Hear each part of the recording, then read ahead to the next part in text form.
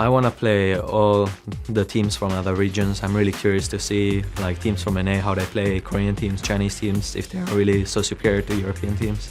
I would like to play against Cloud9 and MVP Ozone because they received a lot of hype and they are considered the best teams. So I would like to see it for myself.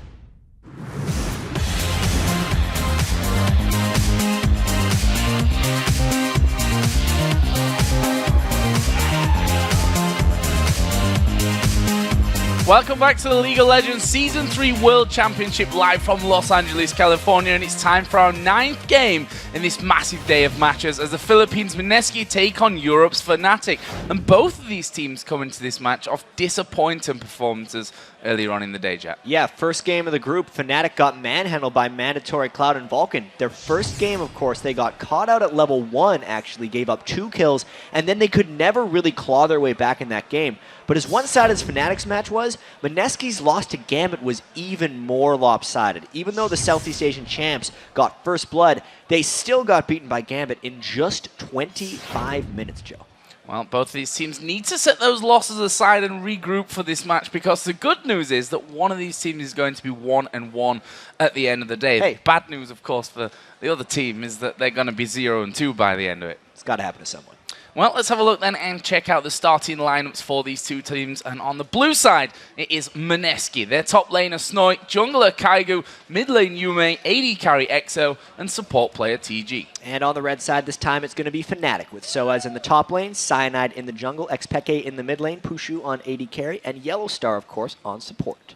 So, as we said here, Jack, a lot of work to be done for both these teams. I think we can say pretty safely that Fnatic are still big favorites in this game. I mean, some would say a shock result for them losing out to Vulcan, but if we looked at the actual game performance, Vulcan were quite simply the better team. Yeah, Vulcan was beating Fnatic very badly, but we have to still kind of call that a bit of an upset. That was the only game all day that the analyst desk had dissension in the picks. That's how Doublelift and the caster team is actually ahead of the other two analysts right now. But I think so much of that game was from early on, and Fnatic just kind of getting their feet wet here at Worlds.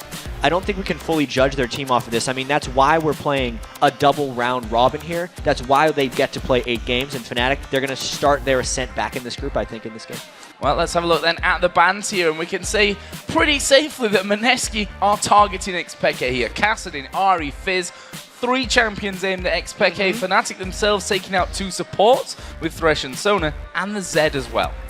Yeah, that's very targeted directly at Xpeke, but if you're a team scouting Fnatic, yeah, that's what you're going to do against them. I still wonder what kind of value MSK is going to be getting out of their picks, though, because in their game against Gambit, even though MSK was on the red side, their second and third picks were Nocturne and Fiddlesticks. It seems like their value of powerful champions is just different than what a lot of the rest of the world is on right now.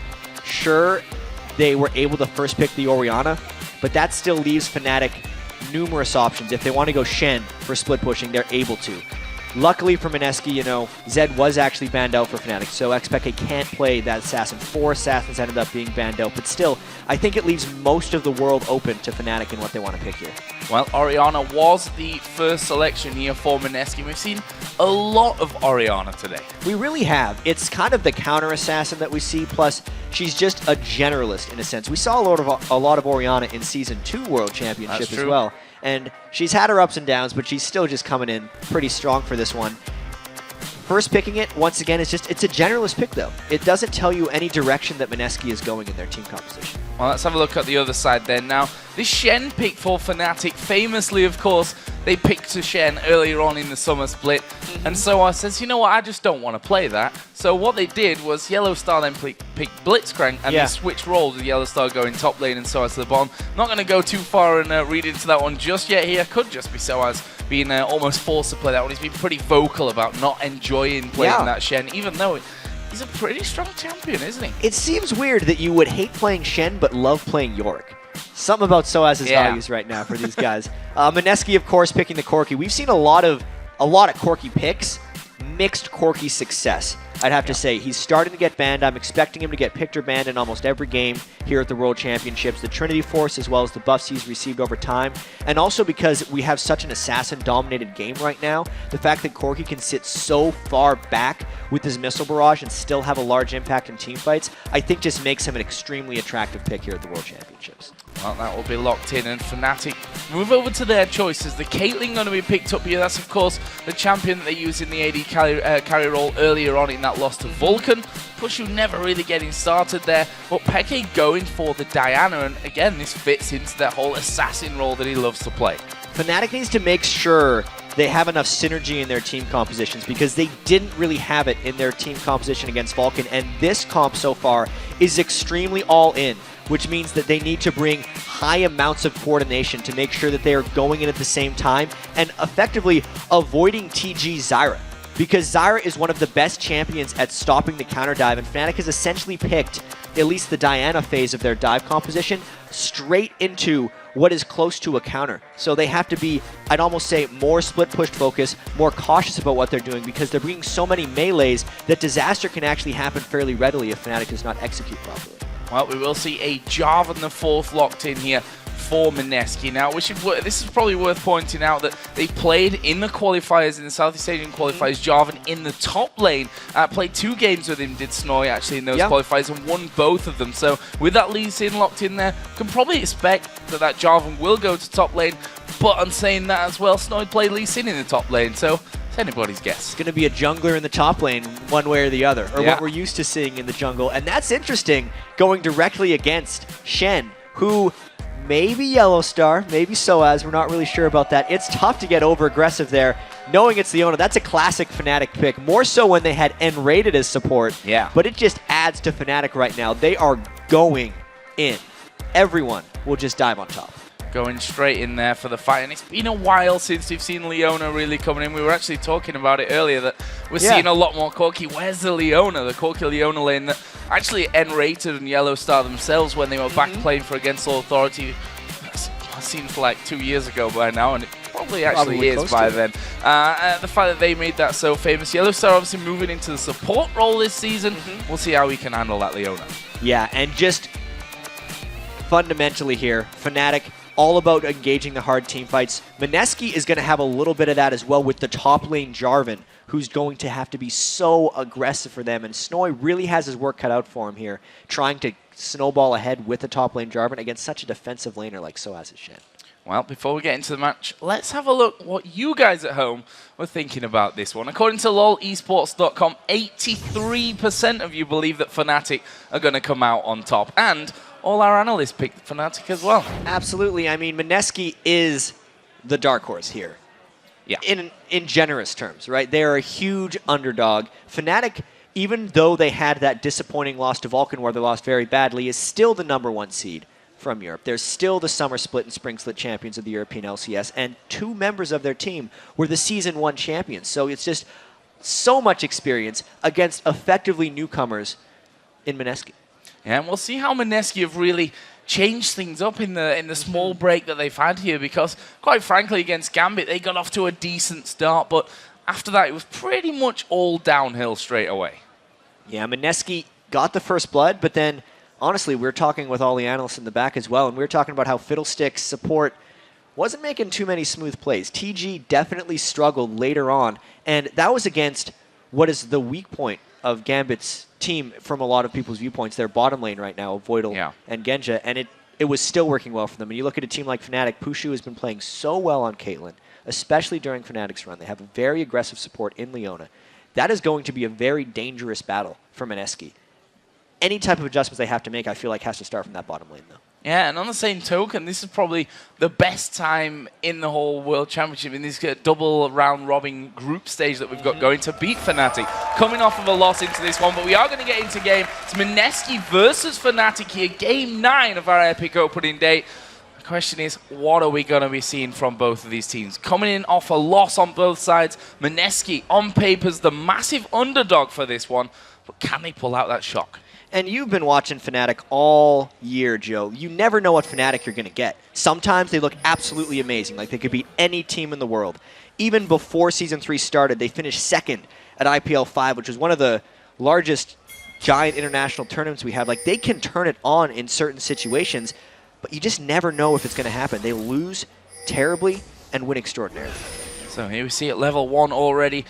Little bit of exchange going out there. Lee Sin just throwing that Sonic Wave out, hoping to catch someone, but Fnatic, as you can see, not being spotted fully up until now. MSK have to be very, very careful here. Fnatic, of course, has the 2 wards in their red buff. We've seen a little bit of action, actually, at level 1 thus far in the World Championships, because the scouting time for a lot of these teams was longer than they're kind of used to, and that's one thing you get to do if you're really trying to take down a team and scouting them well, is just track their level 1 movements. And since so many teams have just kind of defaulted into this ward the enemy red buff, we may be seeing some counterattacks here, because you can see now Fnatic, they were kind of going in. They landed taunt. There's the taunt going down. Yume going very, very low. Flash in there. First blood comes down. It's Soaz that picks it up there on Shen. Dream start coming out here for Fnatic. Taunt flash right there from Soaz, extending the range of his taunt and catching Yume completely off guard. All of MSK was actually worried about the people that were in the red buff area, thinking, oh, Fnatic's going to slowly walk up towards us there. Even we were a little bit lulled. That's when Soaz pounced, and that gives Fnatic that level 1 that they so clearly needed. In Fnatic's defeat to Vulcan, they lost 2 kills shortly after they were taking their red buff. This is just the polar opposite of that game against MSK. So then starts for the junglers there. We saw Cyanide taking his blue buff. Kaigo on the other side for MSK doing a very similar thing, but they have those wards down over by red. Kaigo might have a look and see if he can get a steal over there. We're going to be seeing a whole bunch more jungle battling right now, but I actually think XPeke is potentially able to go and help out Kaigo right here. Cyanide needs to be able to get aggressive up against Lee Sin and not let him counter jungle up here. There we go. Kaigo coming in. The Big Wraith is still there. Cyanide gonna come through. He doesn't want to let that one go as Peke comes around as well. Kaigo is level 2 right now, but can he escape without burning that flash off? There's the jump in. Knock up, not quite landing. Kaigo gets away, but there is TG down in the bottom lane. And Fnatic on both sides of the map here putting down pressure and picking up kills. Level 2 all in by Yellowstar and Pushu. Leona landed the Zenith Blade, I imagine, and must have just executed a clean kill onto TG. It was level 2 versus level 1. MSK was caught outside the turret, and we talked about MSK's bottom lane having to perform if they wanted to have a chance in this game against Fnatic. And just like the level 1, this bottom lane is an early disaster for MSK. Disaster indeed. Already that kill going over to the Caitlyn. Obviously, we saw XPeke getting involved at that level 1 first blood, which gave him that nice assist as well. So across the board, Fnatic having a very solid start to this one. And honestly, as the European champions of the spring split and the summer split coming into this one, this is a turn of fortunes that they've really needed. And Fnatic's not going to be 0-1 or winless in a group for very long with the history of this team. And also, knowing how frustrating they can be to play against. They have a style that is generally unique to them. They do so much creative split pushing, the way Soaz and XPeke roam around together and kind of double team in so many different situations. Now that Soaz is on, you know, it's weird to call Shen a playmaker, but it is a playmaker sometimes when it's in the hands of Fnatic, because he can just appear with XPeke or with the main squad and create 2 separate areas of threat across the map. You give Fnatic an early lead like this, it means Soaz is going to be able to happily farm up until level 6. Peke will be able to start roaming around to the bottom lane, and unless MSK does something drastic, I feel like Fnatic is just on execution mode right now. See them trying to get control back of those bottom bushes there of pink ward. What's the green ward on the top side of it? They don't want Yellowstar coming sliding out with that Zenith Blade and locking them up like happened early on to give Fnatic that lead. And you can see it's already 1,000 gold lead for Fnatic. We're not even 5 minutes into this game. That's worrying signs for MSK. And whilst it is a double round robin tournament, these teams are playing a lot of games. You can't afford to be, you know, stringing a 0-2, 0-3 at the start of it. I mean, knowing that it's only 2 teams that move out of each group as well, you need to be much better than 50-50. I think you lose 3 games, that's potentially enough to knock you out of this one. Taunt goes for Soaz, they get it out of Snoy. Snoy getting knocked up there, the Ignite already down onto him, but he will actually back away onto the tower. Meanwhile, Yellowstar down in this bottom lane going very, very low there. Pushu actually putting down a lot of damage from this one, decides not to follow up though, and no kills happening. Still a bunch of damage down onto Exo, and he is out of health potions. Meanwhile, there's no help that Snoy can really get in that lane that's going to completely save the turret. Really, Fnatic seeming to have control of all of these lanes. Even if the minion farm in the bottom lane isn't going their way, it's only because Pushu went back and chopped so early. Double Doran's Blade plus the boots of speed for Pushu gives him a lot more power than this Corki can really be throwing out onto him at this stage. Meanwhile, in that mid lane, both sat at level 5 right now, about half away in there towards level 6. And we'll see if that then impacts the Cyanide coming here around the side of the shield, put down onto Yume, and he'll just speed off towards that river. Stay safe. It's actually a little early for that gank from Cyanide. I feel like they could have waited for Peke to hit level 6, which he's actually done right now, and he's just going in by himself. Going straight in onto that one, and with the Ignite down, an easy kill to finish off there, and that puts Fnatic now 3-0 up, and honestly, Jack, something needs to change, and very quickly here for MSK. Yeah, they need to start winning lanes, which is a lot easier said than done. Laning phase is generally one of the things that teams spend years working on. Cyanide now looking to tower dive Kaiju. Look out.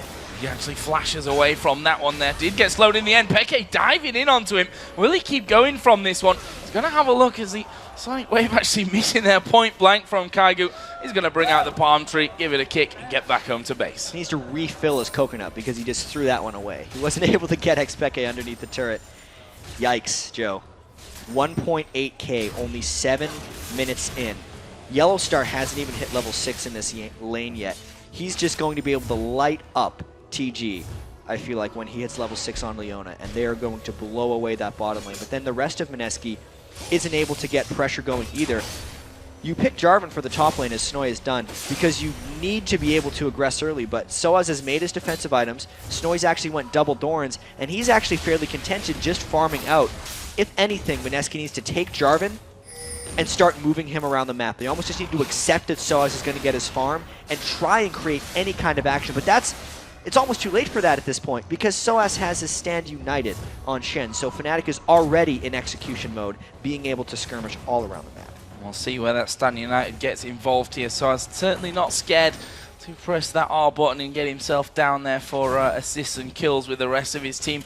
Currently Fnatic, it's approaching 2,000 gold. We're 8 minutes into this one. You feel like no lane is safe right now for MSK, particularly these bottom and middle lanes where, you know, we've seen Leona time and time again going in there. Single solar flare can lock them up, and things could get very bad down there. At the same time, Xpeke in the mid lane, we've seen he's not scared of jumping straight on top of Yume. And an early game lead like this, well, obviously it's nice to have with any composition. For a team that has to dive all in and really has to commit to every team fights, it's actually pretty crucial that they have a lead this big, so they can actually just execute their dives later on in the game without the repercussions of getting caught by a Zyra. There is Peke once again going in. Yume losing half of his health as Exo. Gonna get locked up here, but couldn't quite lock him down much, enough to finish off the kill there, but they trade round about half health apiece. You know what, though? That is the Zyra Solar Flare down, so at least MSK's bottom lane lives to fight for another Solar Flare cooldown at least. They stopped that from happening. TG still hasn't hit his ultimate yet on Zyra. Maybe that's a little window for MSK to come back, but it seems very doubtful. So as they're continuing to bully that top lane, Kaigu actually coming down to the bottom lane here, but they need to make sure that they get vision control. TG going to actually miss here. They are going to go on towards him. Can they finish him off? Only one more auto attack from Butcher will do it. Kill does come back there though for Exo. That will be a 1-for-1 in this bottom lane, the first kill of MSK's game. A fairly ill-advised flash actually by Pushu coming in there, because Kaigu was just ready there for the kill backwards. Farm-wise, Exo sticking with Pushu. It's just the support battle, really, I think, is Yellowstar just destroying TG. With the jungle help there, it helps them pull back a little bit because they took the 2-kill bounty that Pushu had accumulated and fed it right back to Exo. Let's have a look down some of the items then to really compare those. And those AD carries a good place to look at. Level now on CS. Kills not too far away. Phage and the makings of that Sheen coming out there as well for Corki. Other side, see the pickaxe and a Vamp Scepter with those double Dorans played for Pushu's Caitlyn. Obviously, the Trinity Force is coming for Exo. That's what all the Corkis have been doing right now. Exo needs to get there very quickly and use that boost in power to try and claw MSK's way back in this game, because if he lets Pushu get to whatever he's going here. It could be Infinity Edge, Phantom Dancer he's trending towards, or those could be build components for the Bloodthirster Last Whisper kind of caster Caitlyn build we've seen a lot of popularity from. But if Pushu hits either of those item thresholds kind of before EXO has done work with his Trinity Force, it's basically curtains for MSK. And there we Bullseye. go, Solar Flare coming in once again. Stranglethorn's actually put down here from TG, but both of MSK's bottom lane losing half HP. There comes the ace in the hole. Won't get them a kill, but it will set them up for Dragon. Right now, MSK actually has their top lane Jarvan all the way in base and a very low bottom lane. That's the classic gank before you take an objective. You're not actually ganking for the kill, you're ganking to get the enemy team low so that the Dragon contention is not an option. And it wasn't an option, and that will bring Fnatic now to 2,700 gold in the lead from this one. There you see Pushu's Caitlyn stats, and doing well with it, honestly, so far up until now. Pushu, I have to say, overall, has done very, very well since coming into Fnatic. Especially considering the circumstances with which Pushu was added to the team. We know Yellowstar was the AD carry of Fnatic at the start of the summer split, and then Rated was actually the support. So they role swapped Yellowstar to the support role, and then brought Pushu in effectively temporarily because Reckless, the 16-year-old superstar AD carry that is signed to Fnatic, is still expected to join Fnatic for Season 4, and at the time, maybe later on in the Season 3 World Championships, as soon the day he turned 17 was the plan for maybe bringing him in. But Fnatic did so well with Pushu, and also Reckless doesn't turn 17 until the last day of the group stage, that they have just made the decision that it's Pushu's job now. He's the AD carry, he's who got Fnatic here, and it shows in his play. Yeah, thoroughly deserved, I have to add to that one as well. Top lane, we actually have Aatrox waiting here. Cyanide was just hanging around to see if they could get an opportunity on Snowy. Snowy's actually backed away from this one, and honestly, with that recall now coming in, you see on your minimap, this should be the first tower of the game for Fnatic. Yeah, things not working out very well for Snowy's top lane. It's a lane we haven't spent very much attention on, but Soaz, even though he doesn't like playing Shen, is very good at it. Yeah. Because he's been able to farm up his Sunfire cape against Jarvan, who should be an incredibly aggressive early laner. You can see Snowy is probably going for a Ravenous Hydra type build on Jarvan to try and burst people out, but he is just so far away from those items at this point that Soaz is just dominating. There is that tower going down, only going to increase Fnatic's grip on this second game for both teams here in Group B. Let's have a look down the CS here. It honestly is not really massive apart from that top lane. Everywhere else is actually really even in terms of the creeps. So a little bit of farm has been able to get taken back by MSK, but the rest of the game is still just going Fnatic's way.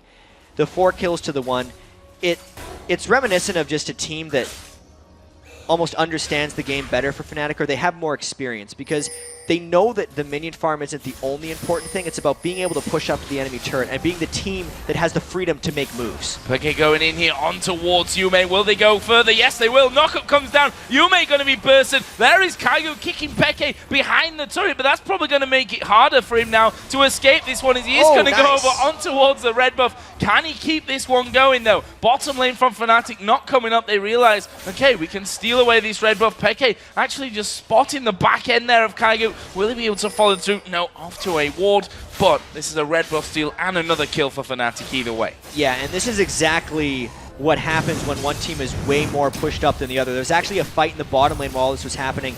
They forced a flash with the solar flare and then just bursted out TG. It's always that Zyra who's getting blown up by the sunlight combo of Yellowstar and Pushu right now. The bottom lane for Fnatic is the strong point, which is actually not something we say every day when there's ex-Peke on the team. No, that's certainly true. Peke, I think we could say, being a lot quieter than that bottom lane up until now. Currently, Pushu is sat at 3-1-0 as he will recall, get himself that BF sword, which still doesn't give us the, or I'm saying doesn't give us a clue. We could still see either that Bloodthirster or the Infinity Edge coming out, so we'll have to wait a little longer for that one. On the other side, though, or in his mid lane at least, Abyssal Scepter is now done for Peke. Yeah, and he also built what I believe are Alacrity boots on Diana. So that's the 15 move speed enhancement so early on into the game. I feel like he's building those for fun mainly right now, because he just wants to be able to chase people down in extended engagements. When Fnatic has a lead like this, it's really just hunting season for them. So they want to be able to catch everyone on MSK, knowing MSK can't really fight back right now. I see. All outer turrets now down. There goes the ultimate out. There is a shockwave coming back in, but do you escape this one? Not on your life. That's a double kill down for Pushu and an inner turret. Meanwhile, Mineski pushing the outer turret in the bottom lane. And Mineski has got to get back to their base right now. This is 5 members of Fnatic 16 minutes into the game, pushing your inhibitor turret. They already got 2 kills. They're looking for more, mainly the turret. Yeah, going in on towards Snoy there, and actually the Nexus turrets that were hitting XPK. Not something you usually say at this point of the game, but Fnatic either way doing a great job. They're going to take down the first inhibitor of the game. Fnatic was not happy about that loss to Vulcan. We can say that. And they are taking it out on Mineski right now. Poor Mineski, actually. Oh, no. As we said, they had a decent start. So that's on Fnatic actually not leaving. They're going to come around the corner from this one. Good Strangle Thorns coming down. Yellow Star falling low, but Fnatic dive right back in there, picking themselves up a couple more kills. EXO's not going to be able to escape. I'd be surprised if Yume makes it. Ace in the hole will finish off. And that will be an ace coming down from Fnatic. 16 minutes, 30 seconds in. Minions are coming. They can win this game. How long is this game going to be? There's 14-second death timers. The death timers are so short right now, but Fnatic might have the fastest game in the history of competitive League of Legends. Well, mine, I think, is maybe an understatement. I think they're going to do this one now. Those Nexus turrets already been beaten down thoroughly by Fnatic. Can they really do They're this? going to take it down. The Nexus is going to fall here. Fnatic get it down to half. Mineski coming up the spawn. They're going to try and hold on to this one for a final time. It looks like they're doing a good job of it as well. Pushu falls down, and Fnatic back off. I was so sure. Fnatic were even so sure that they were sticking around for that one. Snowy now chasing down as well. Pekka and Sarge trying to make a run for things, but my lord, 16 and a half minutes in, and they've got down both Nexus turrets. That was nearly a 17-minute win by Fnatic. That would have been completely unheard of. Fnatic has this game in the bag. It's about the race to the finish now. Kaigo manages to get back on towards TG. They're almost losing out to that Leona and a very, very unhealthy XPK Diana. Let's have a look at that one again. Yeah, they hid in the fog of war to get this initiation, and since Mineski had already lost their inhibitor, they didn't expect to see Fnatic there, but then once they found them, the fight just had to break out. They comboed so well with Aatrox into all of Caitlyn's pass-through damage right there, and it's the coordination of the team that all has to go in together. They did so, and because they were so far ahead, it just gave them the clean chase-down ace. Wow. And you know, it wouldn't have been the fastest game in competitive League of Legends. You casted that, actually. I did. Armageddon have got something to say. They want to keep their title, actually, I think, of losing the fastest game ever. Either way, Mineski, they're struggling here, I think, is the understatement of the century so far. Fnatic already streaming back down towards the base. The Nexus is at half HP right now. They've just won a fight so incredibly cleanly. Why stop now? Overmatched might be a good word for it right now because Fnatic is so far up in experience and gold. Pushu, though, goes down. This might slow down Fnatic. They might just want to try to finish off that Nexus, though. Soaz is on it. Soaz on it. There's a shockwave on the backside. Yellow Star going to fall, but Soaz, in the meantime, is still going around this backside. EXO getting very low. There are the Strangle Thorns put down as a great taunt comes in. Here comes the rest of the team, though, and Soaz having to back away from this. Peke, full HP off to the bottom side, realizes he can't probably take 4 of them down. Oh, or can he? Well, maybe can. Goes straight back in there. Is he going to try and backdoor and be the hero once again from this one? Drags all 3 in, flashes away, avoids the knockup. Aatrox still off to the side will knock up Yume. He actually goes down. Finally, they've killed off XPK. Cyanide will die as well. Mineski holding on. It's a little sloppy for Fnatic right now. When you take down 2 Nexus turrets at 16 minutes and 40 seconds, sometimes you might get a little overconfident. Pushu right here gets caught by 1 too many missiles from EXO. Finished with the last execute there. And then Fnatic has the confidence here to just say, let's end the game. You can tell they're not actually in game time mode right now because they thought they had the game won at 16 minutes. So Soaz split off to hit the Nexus while the rest of the team was actually fighting. And that just created a split up Fnatic team who, even with that huge lead, you saw if they're actually not going in together, it doesn't work. Fnatic does need to be able to initiate together if they just take a little bit of time with their next push, or if they secure a couple objectives like the 20-minute Baron, which would be also extremely fast. they should be able to roll into the base and actually take that Nexus. But another mismatched, sloppy, one-at-a-time push into the base where, you know, Soaz had a bit of fun. So did XPeke. He tried to be a hero. They need to win the game. Well, there is your mate face checking into a brush with a Shen who has a Warmogs and a Sunfire cape right now. Not the kind of Shen that you take down in a 1-versus-1 scenario. It doesn't matter who you are on that MSK team right now. You're probably not going to kill him very quickly. Right now, Fnatic have almost encircled MSK here. As we've seen them pushing in towards this inner turret in that top lane with the Shen and Aatrox combo. Now Caitlyn moving in. Infinity Edge Zeal is what Pushu currently has on board at 7-3-4 as well, picking up some nice kills into this one. And Fnatic, they're just going to push straight down this top lane. They know they have an exposed inhibitor in the mid lane as well, but if they can catch a dive, they're going to go for it. They have a little bit of pink ward control inside MSK's jungle. And this is a game for Fnatic that they nearly won at 17 minutes. We got to remember this. They're still... I think it was actually 16 and a half, Jack, but... Well, they had the double Nexus turrets down at 16 and a half. That's I true. think it's close. I was looking at the clock. I was thinking it was about 17 minutes. They're going to take this Baron in the wards. If this turned into a disaster, because they actually don't have enough damage to burst this Baron down before MSK gets a contest, we're actually going to have to see a fight here. Fnatic needs to have the willingness to peel off and get a fight. Well, let's see what MSK can put together from this one. Yellow Star actually flashing over. Solar Flare goes down, but onto Corki, who simply Valkyries over the trees and says, nope, you're not going to fight me there. Lee Sin is actually up by Baron. He might want to think about recalling from this one because Fnatic are starting to push in. Yeah, he was thinking about the steal for a little too long.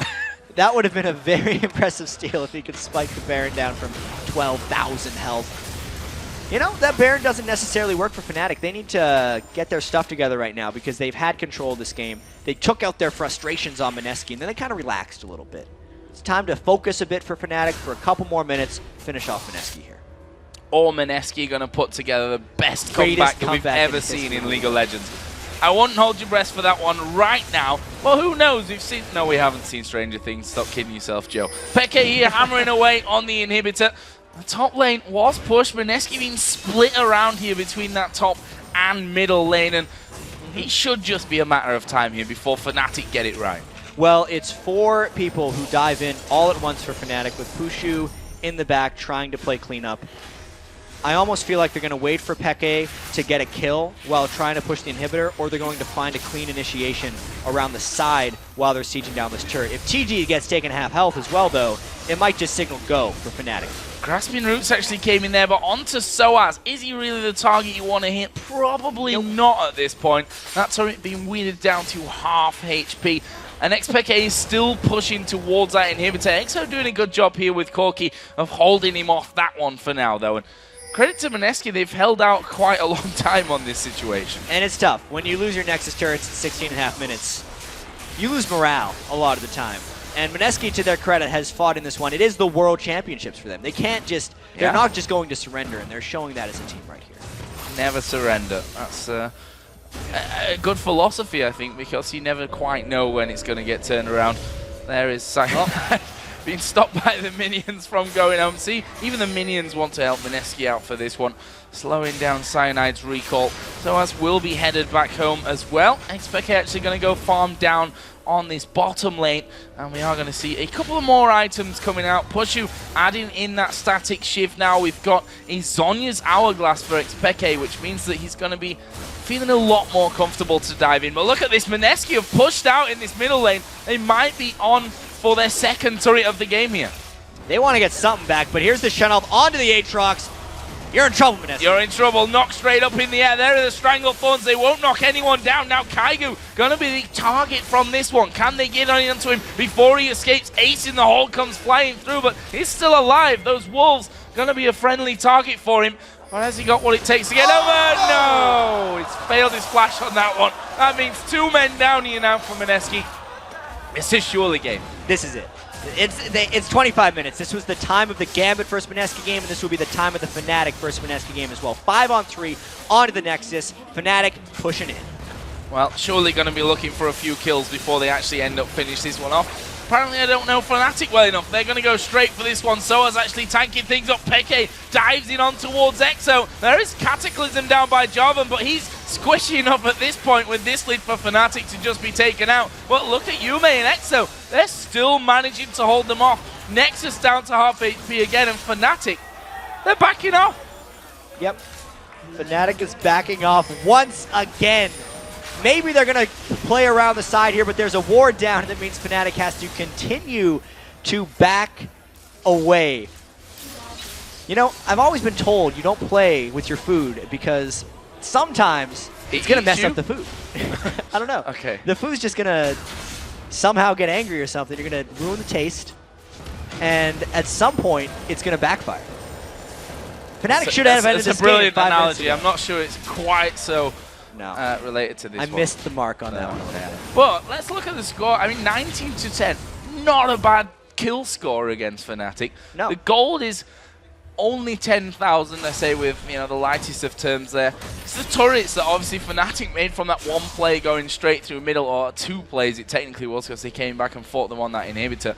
But MSK are not giving up here. This is the right spirit to have when you've still got a load more games to play in the group stage. Yeah, and the gold lead was 10,000 about 8 minutes ago. This is not good for TG, though. And he's actually going to root up Cyanide here. Actually throws down the Stranglethorns, does manage to knock him up. TG gonna survive. Kaigu has been waiting for this Baron steal for quite some time. If he steals this, the crowd here is going to go absolutely wild. He would earn it if he was there, because he has been waiting in that push. There's no way Fnatic knows he's there. He also has no way of supporting the rest of MSK in a team fight. But he's going to get this. He's got the ward. Gelstar, don't kill the ward. Let him have it. Let him see. Aww. He's going to need someone to go in there. He's not going to give up on this one, though. Fnatic, are they going to keep going Baron? Are they going to come off it? They're actually coming off it from this one. Peke is waiting in the brush. There's the one kill. Snowy goes down. That's 2 for nothing. And now MSK have to recall. Lee Sin finally does hit that B button. Not sure Exo's going to be so lucky with this one. Peke is literally just going to hold him away. Fnatic are looking to win it here. Means the base defenders aren't there right now. It's a jungler and a support. Call number 3, Fnatic. They're going to end the game here, Joe. There's a kick to the face for Soaz, but can they hold off here on this Nexus? Already down to half for the 3rd or 4th time in this game so far, but Fnatic decide to go in. They're going to pick up the victory here in 27 minutes and 40 seconds. Tell you what, that's 10 minutes longer than I expected MSK to be holding off after what happened to them after those team fights, with Fnatic pushing so decisively on through. That was a rather resilient Nexus for MSK, but if anyone knows how to finish him off, it's Peke. He was able to fly in right at the end of that game, 619 on Diana.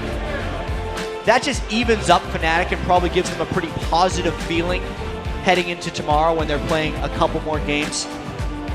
Made up for that loss for Vulcan and then some with a very decisive victory over MSK. And Joe, I have to say for MSK, things are not looking good for them.